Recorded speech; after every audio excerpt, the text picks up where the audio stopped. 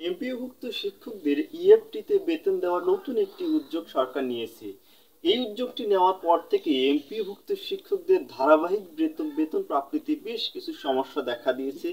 বিশেষ করে তাদের নামের ব্যাংকের অ্যাকাউন্টের সাথে মিল না থাকা, এনআইডি নানা সমস্যা থাকা, ফলে এমপিওভুক্ত শিক্ষকরা যথাসময়ে বেতন পেতে অনেক বেশি সমস্যার সম্মুখীন হচ্ছেন। তো আমরা আশা করছি এই সমস্যাটি দ্রুত সমাধান হয়ে যাবে এবং আগামীতে এমপিওভুক্ত শিক্ষকরা ঠিক মাসের 1 তারিখে বা প্রথম কার্যদিবসে বেতন পেয়ে যাবেন। এতে দীর্ঘমেয়াদী একটা ভালো সুফল বয়ে আনবে সকল এমপিওভুক্ত শিক্ষকদের জন্য। তো ইএফটিকে আমি খারাপভাবে বলবো না।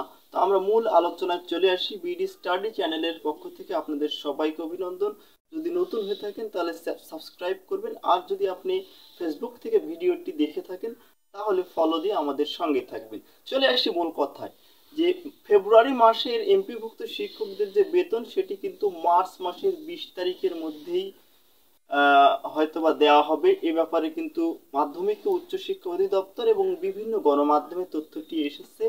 এবং এমপিওভুক্ত শিক্ষকদের যে বোনাস সেটি কিন্তু 23 অথবা 24 তারিখ এরকম যে কোনো একটা সময়ে আপনারা পেয়ে যাবেন। এবং এমপিওভুক্ত শিক্ষকদের মার্চ মাসের যে বেতন সেটা কিন্তু এপ্রিল মাসের 6-7 তারিখে এই রকম সময়ের মধ্যে আপনারা পেয়ে যেতে পারেন। সবাইকে ধন্যবাদ। চ্যানেলটি সাবস্ক্রাইব করবেন।